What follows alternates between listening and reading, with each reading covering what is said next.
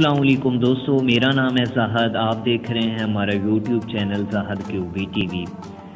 دوستو، جیسا کہ پوری دنیا کے اندر گائے کے دودھ سے یعنی مکھن بنایا جاتا ہے، لیکن ایک سائنسدان نے گائے کے دودھ کے بجائے مکھیوں کی چربی سے کیک بنانے کا کامیاب تجربہ کیا ہے۔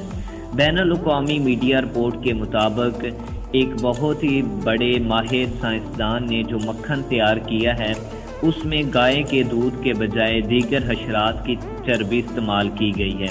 ماہرین کے مطابق تیار کیا جانے والا مکھن دوسروں سے مشترک نہیں بلکہ مستقبل میں اس سے متبادل طور پر استعمال کیا جائے گا۔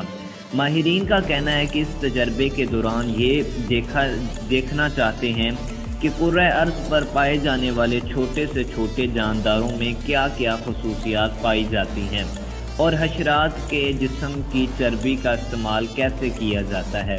ماہرین کے مطابق انہوں نے تجربے کے دوران بہت ہزار مکھیوں کے اور حشرات کی چربی حاصل کر کے مکھن تیار کیا ہے، اور اس کا یعنی ذائقہ جو ہے، جس کا جو ذائقہ ہے وہ برا بھی نہیں ہے۔